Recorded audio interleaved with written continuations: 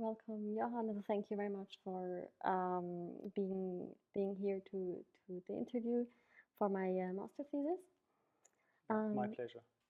I think we can start right away. You had the pre-read. Yes. I sent you, and maybe you could just like present yourself, where you work and what you do. Sure. So, as you know, I work at the FHNW full time, and I'm a lecturer here. So I do a mixture of research and teaching, and then I also have some internal support functions which I lead related to research support. And then, in addition to that, to develop my profile, I have this startup, this small consultancy firm that I have founded in Germany. And so I do other kinds of work there, which are more commercially oriented. I do them in Germany, so I don't compete with my work here in Switzerland at the school. There's a little bit of competence and knowledge transfer. I have different things that I'm trying to offer to the marketplace in Germany. And I think the one that we're going to speak about today is the coaching of doctoral students, which is, of course, a relatively clear knowledge, experience and knowledge transfer from my, let's say, day-to-day academic work, which is also work that I can't do at the business school here because we're a University of Applied Sciences, which is not in a position to be able to award doctoral degrees, either doctorates of business administration or PhDs, but I have experience from my previous employment in both those domains. Yes. And I guess the conversation today is about that offering in particular, and through my research, which has transferred from a more academic, theory-driven research agenda at the universities to something far more applied here. I've gained a lot of insights into what it means to do scientifically grounded applied research, and that's the kind of experience and knowledge I'm trying to transfer into, I am transferring into that offering in Germany, and also other countries have done virtually, for coaching doctoral students that are seeking to do applied doctoral research that meets academic standards. But I have a problem, namely that I have some students that I'm coaching, but I don't really have a large number. And I'm looking for ways to try and understand how to improve that situation, so gain more customers, essentially. All right. That would align very good with the topic of the master thesis, of course. Maybe we can go further to the first block of questions. Now in this field of, I say like micro consultancy, as you have, or a small company, can you describe your current approach to attracting and acquiring new PhD coaching clients, and how has this evolved over the years? Right. So, I mean, the company is still young. It's just over a year and a half old now. I have one very active coaching client, which I acquired in the way that you would expect it to happen, which is essentially over networks. But of course, networks not a really good way to get started, but it doesn't give you access to a larger marketplace. I'm really looking to get to maybe somewhere between 5 and 10 doctoral candidates in Europe.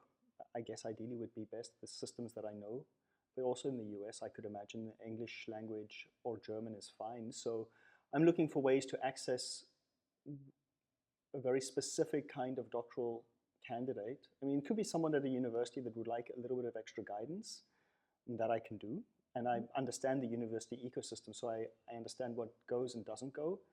But I'm really trying to reach people who are businessmen or women who want to do an applied doctoral degree and have the potential or the ability to pay for that kind of support, because the consultancy firm is a commercial organization. It's not, I don't do that within an academic logic.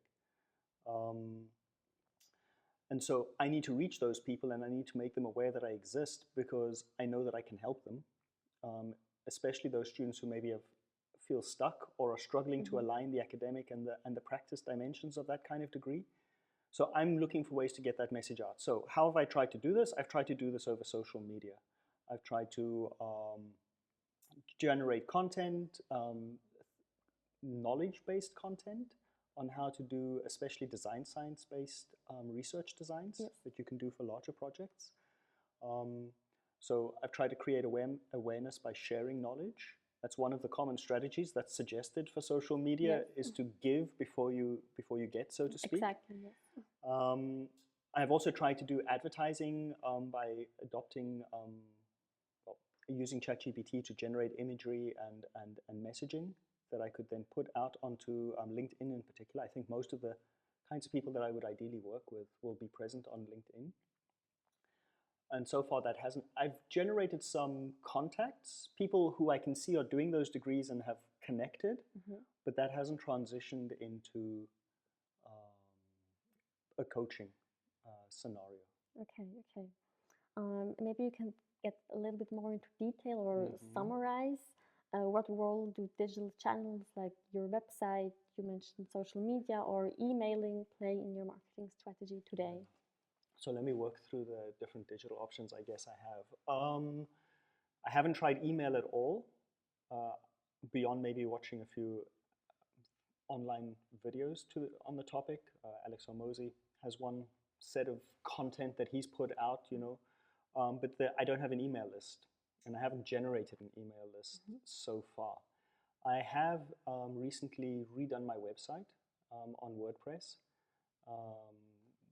transferred my URL and everything else to that, redone the website, integrated, try to lower the barriers of setting up initial contact by using Calendly, so that people can just pick a time slot that suits them when I'm also available, a relatively low barrier. That hasn't generated anything. It's possible to email me, of course, because the contact information is there. Then I've used, on LinkedIn, I've shared all the video content, and created a playlist, shared that as well. On LinkedIn, I've also joined, there are maybe 2 good groups for DBA students in particular, which I've joined, so that I'm a member there, thinking that that might improve my chances of content being shared with members of those groups. And then I have also created these adverts. I've tried to generate images of professionals that I think visually reflect the kinds of coaching clients I would like to have, and also generated some content to try and communicate the value added of working with me. That hasn't resulted.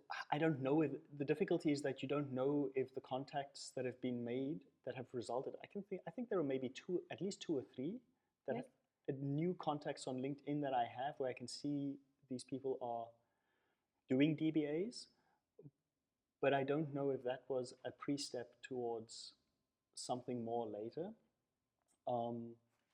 So far, it hasn't generated any new customers. Okay, no leads so far. Yeah, exactly. Okay.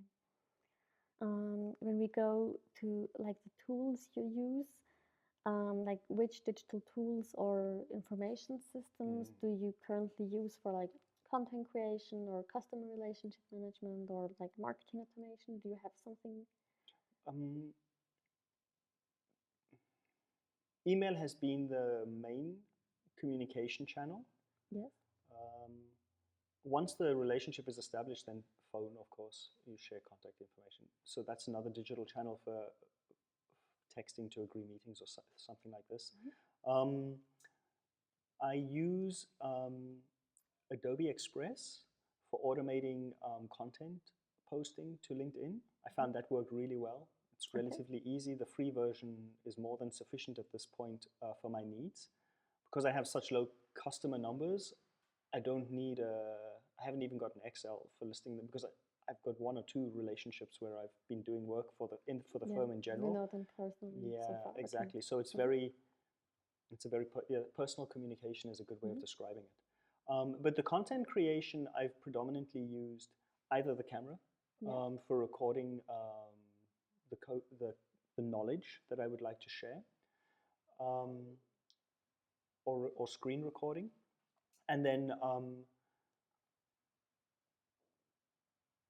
I've used ChatGPT, to be honest with you, for generating the images, which is a relatively low. I have constraints in terms of the funds that I have to spend. Yeah. So far, I've been able to leverage some consulting work that I did at the beginning for funds. Spent a lot of that very quickly, and now I'm on a much more conscious spending, in a much more conscious spending logic for where I spend money. Yeah. But I think that ChatGPT for generating content has been extremely valuable. That I seem to work with well. Yeah. Okay. Can you describe like how do you decide which tools are worth your time and your budget, like as a one-person consultancy? A functionally useful free tier normally gets me to start using the tool. I did in the very beginning have use Uncut, but because of all the uncertainty around exactly where the data goes and what's done with the data, I've actually stopped using that. Yeah, but I have most of the tools I need via the Mac software. So video cutting, working with images. Most of the standard software from Apple is more than sufficient for my needs at this stage. So I use, I even forget its name now. I use Final Cut, the iMovie. I use iMovie a lot. Yes, I noticed. For the video. And then, where did I do the image work in? I think I generated all of that created all of those adverts using prompting. I didn't do much after image creation, text additions, or stuff like that. This would also be like a matter of like the know-how and how to do or how to use, for example, Photoshop or something. I think. That's right. I mean, right now, I have some financial constraint, but not that significant.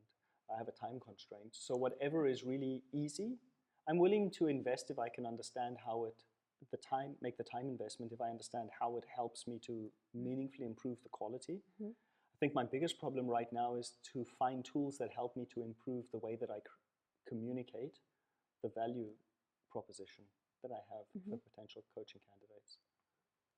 Very good.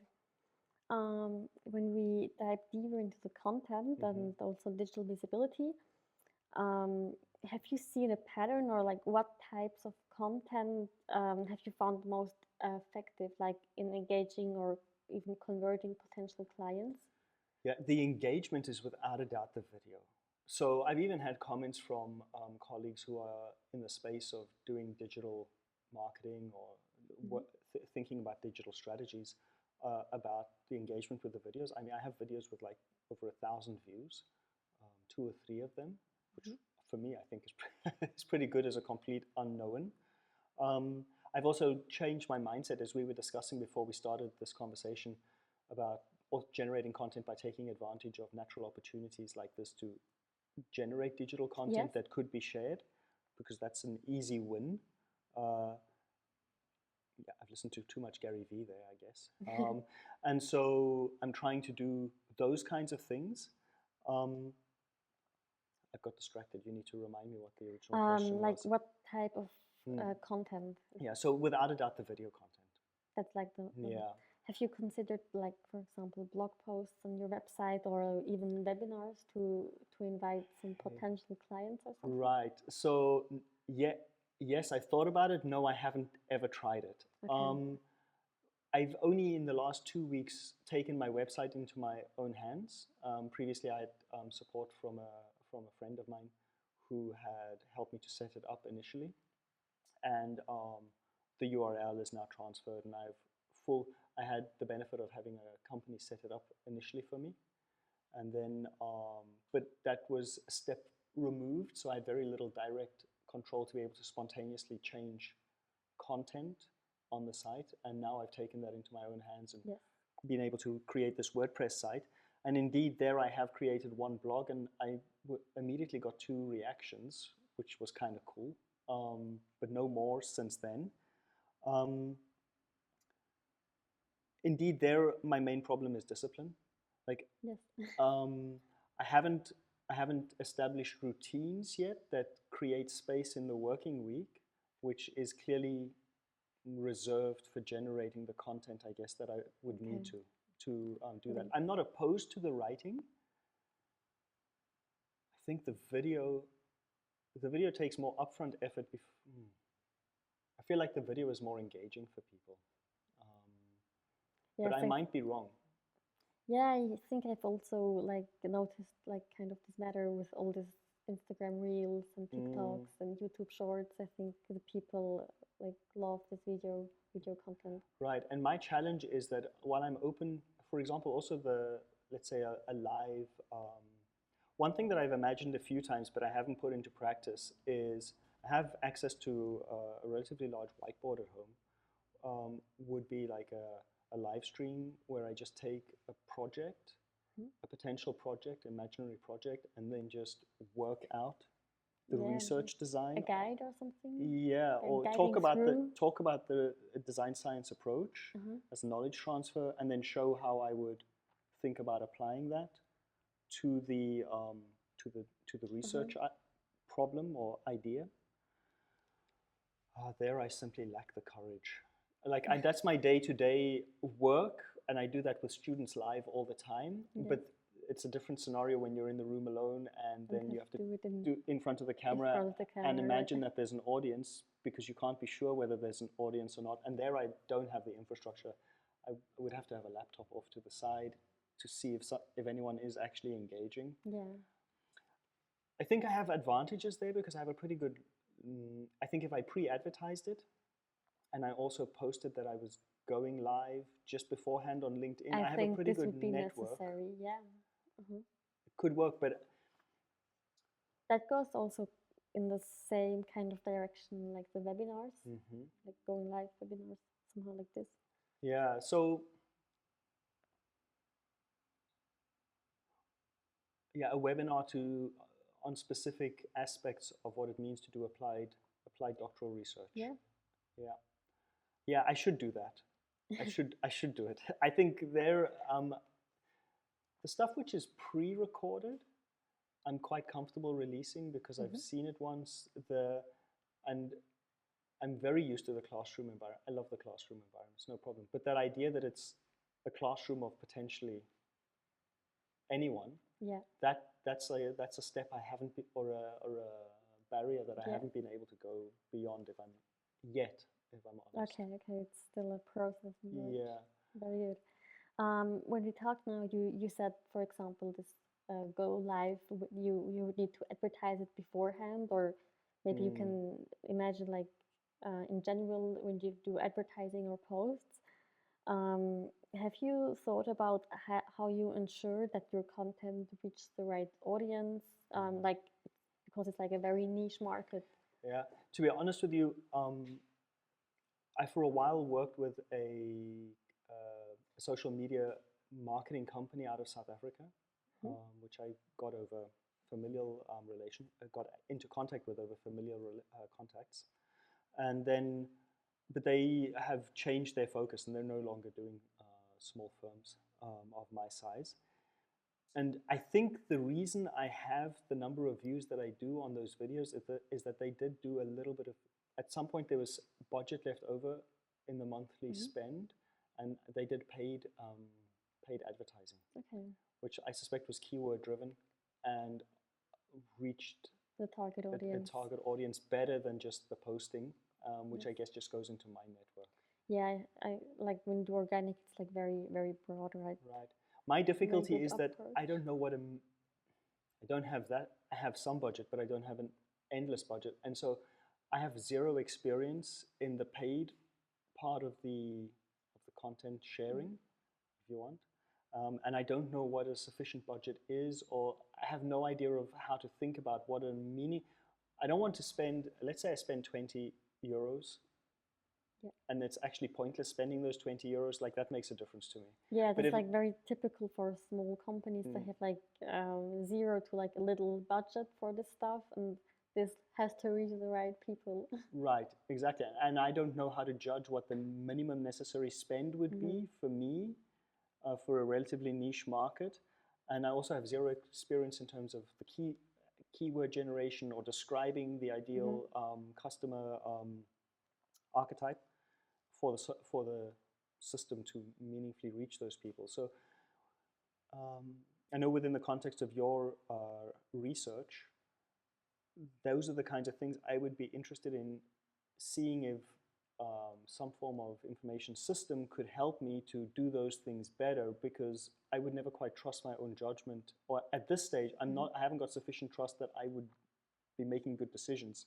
Yes, like which system helps you to get the greatest outcome with the least budget somehow. Exactly. So I guess the people would say, okay, well, why don't you just give ChatGPT that persona and ask them, describe your. It feels, because I'm an academic, it feels a little bit like cheat code to do that. And that's part of the reason why I'm working with you. I'm hoping that you can provide a research-based recommendation by the end of your work that I can then get access to and get a little bit of a process or a structure or a sense of what an effective way of spending money would be. Very good. Yeah, that's something I hope I can find out. Yeah, I'm pretty certain that it's going to be fine. Very good. I would like to go a step further in the content manner and scratch on the surface of behavior psychology and customer behavior. Like in your experience, like are there some triggers like psychology or like from like emotional triggers that seem like effective when like motivating the prospective clients to take action in your content, like interacting with your content? Well, I can say from my experience that in terms of competence, I know that I can help people who have maybe become stuck at some point in their doctoral journey. Yes. This I know from multiple experiences, also at the master's level. I'm meaningfully capable at getting people unstuck in their research journey. And so it's a little bit, if we look to the future now, not thinking about any individual person that I've worked with in the past, my ideal customer falls into two categories. There's the person that from the very beginning thinks, oh, this is a personable person that is competent and that I think I would like to work with from the beginning, so I have a very positive experience of doing the applied doctoral research project. And that can really be a DBA, or it could also be a PhD. There's a clear path for how you can do a very academic piece of work, which is set up in such a way with design science research that it becomes relevant to practice in a meaningful way. So I don't distinguish between those two, although DBA students are probably the most comfortable setting for the design science approach. Okay, so but who can I help most? There's this one category of person that from the very beginning knows that they want to do this, and they don't want to experience any blind alleys or have any detours, and they just wanted to go as well as possible. And then there's a second person who started and has run into roadblocks or has difficulties. And quite often they haven't started the applied doctoral project with a clear understanding of what the right research design is to really achieve both the academic and the applied outcome. So for example, if they're tending towards mostly qualitative research, they will adopt case studies. And they think that by just doing the case study research in such a way that they're looking for an applied relevance, that they're really going to solve the practical problem. I consider that to be a more risky approach compared to an approach which adopts the design science research, which you know as well because you've been trained in that, where you from the very beginning are thinking about this academic relevance and the practical value of what the outcome is. And so that's where I have in the past, and I think in the future, those people that have become stuck, I can truly help them. You know, I'm able to show them how just small tweaks in what they're doing can solve their problem in a very real way that they had. well, the benefits that they get out of that, which I try to communicate in my digital content, but which is not always that easy, is when I've worked with people, immediately the psychological the pressure that people feel from not making progress when they're working really hard, it goes away almost instantaneously because they have a roadmap with you, towards the outcome that they want. Generally speaking, they become happy about doing the research again. So like there's the flip side of that. And also it becomes, the research project becomes a matter of doing tasks rather than continually trying to fight at trying to solve a problem, or removing a roadblock, which means that they also have like a practical outcome where they make progress with their research and they see the light at the end of the tunnel again. Yes. Yeah? So these are my two customers. And the people who have the problem, if they're aware that I can help them, are the ones who are going to benefit most clearly or most immediately. But the other customer type, archetype, persona, benefits in a more indirect manner by never having those experiences. Communicating those two messages is hard for me, though. I don't know how to get that out there meaningfully. When you think about filming your videos or creating your content for LinkedIn, like when you do it with ChatGPT, for example, or another AI tool, have you applied, like I say, behavior principles? You don't have to use these theoretical terms, but for example, when you do a picture, like did you apply scaring them that, for example, they fail, or did you frame them in a way? Yeah. So in the prompting for the let's call them adverts, the posts with a single image. I indeed did try to describe one of those two personas in such a way that they were either experiencing a positive outcome or they were wondering how to solve a specific problem in their research, in their doctoral research. I thought that the images reflected that, but it didn't generate any immediate, let's say, feedback through people asking, how can I work with you? Yeah, that would be like the main goal. Outcome. Exactly, exactly. I think this would also be like the main part of this thesis regarding the behavior psychology, to find out like which behavior principles trigger the audience on LinkedIn and on YouTube to get in touch with you. Yeah. So as you know, I'm aware of this idea that there are these intuitive processes running in people's reactions and decision making, and indeed, I'm interested in that because I know that doctoral journeys are not easy out of experience, or master's thesis journeys for that matter. And I have this problem that it's not easy to visually communicate that in a static image. And I guess it might be easier to communicate that in storytelling in a video. But to be honest with you, because I'm one person and I am time constrained, in terms of doing this work, I'm part of the reason why we're having the conversation is that I'm hoping that an information system or the leveraging of these newer digital tools can help me to reduce the time needed to effectively generate content ideas or a communication idea around a particular problem that I think matters, so that I can then execute on the video or have the imagery for sharing. Very good. You just talked about like a challenge you have. Can you describe like the biggest obstacles you have when you face like in maintaining a consistent and effective digital marketing presence? Yeah, well, I don't think it's difficult to generate content. I think one of the things that these new LLMs has done is that generating text and generating image is crazy quick. The question is whether it's consistent and whether it's on message. And I know that that's a prompting, at least in the LLMs, that's a prompting issue.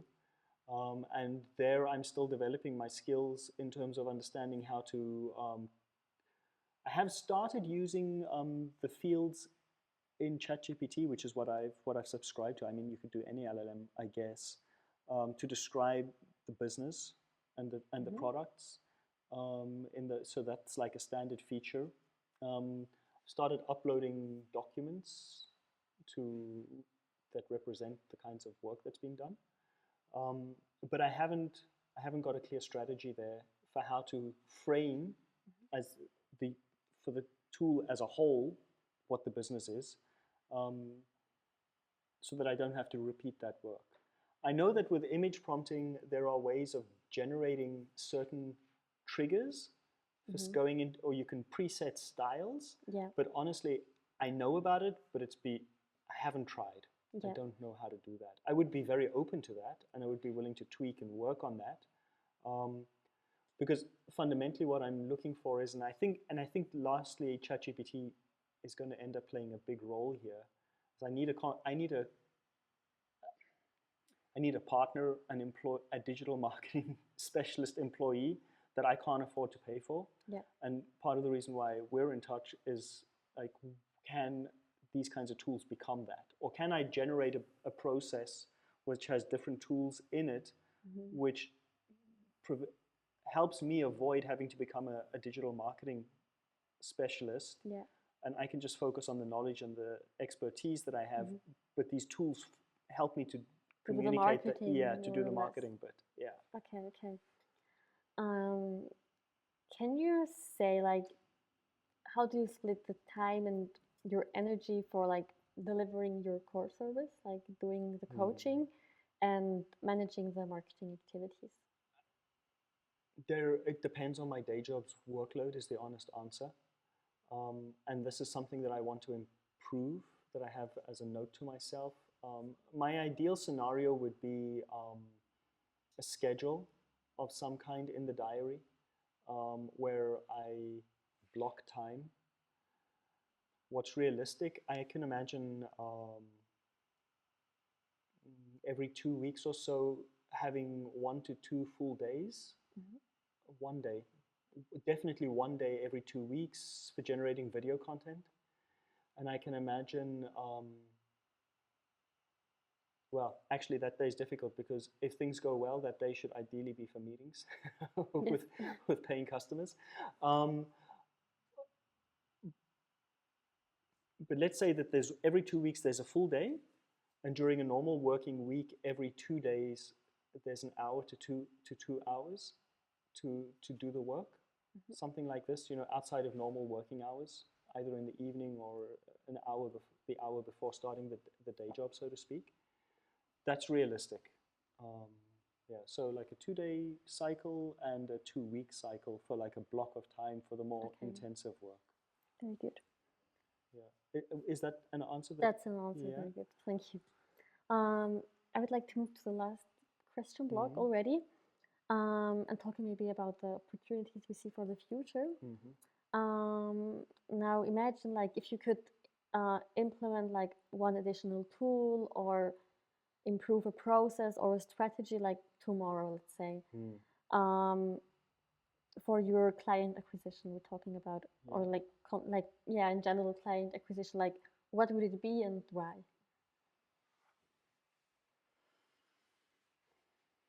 Like an instant improvement.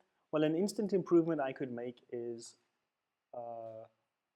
every Wednesday night doing a webinar. Yeah. That should, in all honesty, be possible.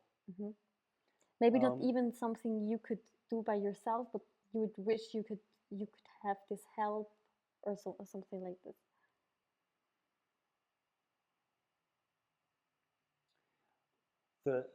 The thing that would help the most would be an assistant that suggests things that I could do to effectively reach my ideal customer. Your clients, okay. Yeah. So, if I have a task, I will do the task. And if I have time in the diary, blocked in the diary, and I have the task, I will do the task in that time. So actually, it's funny that you say that, because what I imagine is like, let's say it's in a perfect world. There's this information system. Essentially, it knows that there are blocks of time in the diary that I have put to one side for this work, and then if there's free time, it just says, do this or do that in this time, and here's a set of notes on what you could think about. Like that's almost, I guess, like a personal assistant, which I can't afford, or a marketing specialist in the company that is thinking about what I need to do, and then is essentially telling me what to do, when to do it, and giving me some guidance on how to do it. But maybe that's beyond the master's thesis. But like that would be I don't get nervous. That would be the perfect scenario. Yeah. Very good. But it would also be enough if I knew that, if I knew how to prompt ChatGPT, for example, correctly, and had a process for how to prompt it so that I could get that outcome, and I knew that I had to do that every Monday morning from 7 to 8. Yeah. Then I would do it, and then I would create the calendar entries for that week, and then then I would do it. Maybe as I hear from like your telling, I'm imagining like two blocks. Like one is the content creation, like how do I create the right content, and the other is maybe how do I deliver or post the content correctly. Yes. Yeah. Ideally, the posting I would like to be. There's an addition. I like that. There's like I think when I hear that, it sounds great. And then there's an additional component. Ideally, I would like to do that in like a batch production, if you like. So, and I know that this isn't uncommon with content creators. Essentially, the marketing strategy is a content marketing strategy. So you know that one day I have every 2 weeks, which is a free day on a weekend. If I can sit down and I can generate the strategy for the next 2 weeks in terms of what content, how to create the content for like the first 2 hours for the next week, and then use the remaining 6 to do a substantial portion of, well, whatever work could be done in a batch. Yeah. So that I can then use Adobe Express, for example, which I now understand and know, to generate the automated posting. Yeah. You know, this improves my life dramatically. Okay. Very good. Interesting. Yeah. I mean, but I'm open to new tools. They can cost a little bit of money, but ideally free. And you know, but who doesn't want that? If it improves the scheduling or it improves the content generation, I'm relatively conscious of data protection and where the data is stored. So I prefer that to be in Europe. I don't want that to be outside Europe. So I'm in like a single jurisdiction.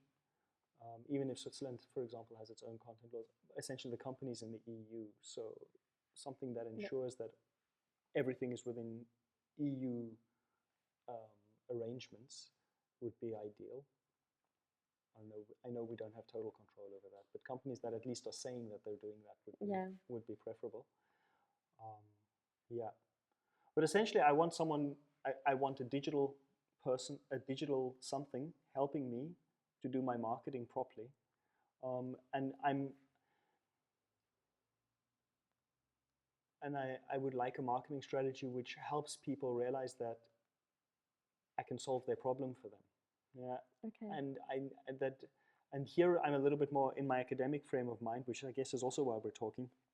Like I would like to leverage what I know about human behavior through integration into the prompting, or me thinking about how to deliver content or learning to deliver content, that I trigger those behavioral mechanisms to increase the likelihood that people get in touch, so we can at least start talking about how I can help them. All right, I think you already like tackled the last question, maybe you already answered it. Yeah. I just read it out loud for you. Like looking ahead, how do you see your digital marketing strategy evolving like over the, let's say, next 2 or 3 years? Like given your resources, you said are like limited, and maybe also the market trends that you think come up?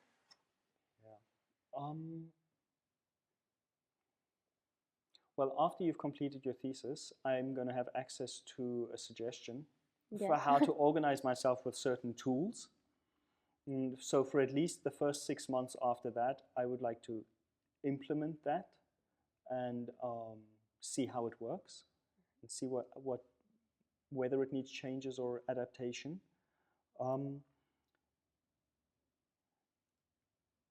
I have to go for a relatively low-hanging, well, I feel like I have to go for a relatively low-hanging fruit at the beginning, but I'm not sure. Later, what I would like is for the digital marketing strategy to be a driver of first contact with customers and maybe the acquisition process. But then I would like that to lead to both physical world and digital engagement. Understandable, yes. Yeah. And so I think that there are things that I can do based on my competences that once I have a sufficiently large number of people that I'm working with, or maybe I've also thought that this might be in reverse, but I could also imagine doing small events where it's like live in-person, essentially training on how to do applied research effectively so that it meets high quality academic standards.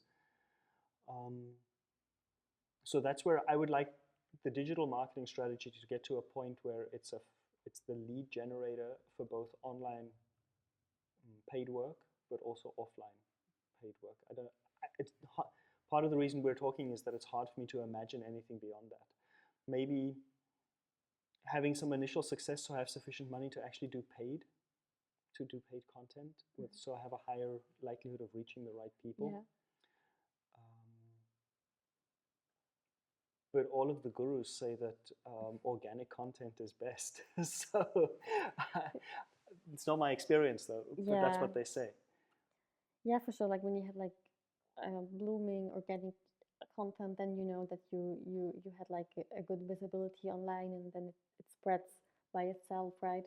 But and I also see that when you then like stop the budget for like advertising or paid advertising, then like the visibility is at zero. Yeah. Immediately. So I think this has to go hand in hand. Right. Although I did post an interview recently, and I've looked at the trend data, and it is the best video in terms of the first 28 days of posting. Small numbers, just 31 views or something, but compared to the other videos. But the other videos had been up longer before the paid campaign was done. Yeah. So I think in the longer time period, that would make a big difference. But in all honesty, I think what I really need from an information system is more like a system which is prompting me to do. Because the reality is that I have a day job which is quite intensive, and I have the company on the side as part of my profile development within that job. So it's all in agreement with here where I work at the FHNW School of Business. But I have the feeling that my hope is that if I had an information system which was prompting me to do, but then also suggesting how I might do the marketing strategy. Yeah. And I knew that the way it was telling me to do the marketing strategy was trying to leverage the behavioral dimensions and keeping me focused on communicating the value added. It's kind of like a mental load that's taken off from me, and I can just focus on trying to generate the content. Yeah. I hope at the end of the thesis that's the outcome. Yeah, I'm pretty certain it's going to be. It's been good so far. Very good.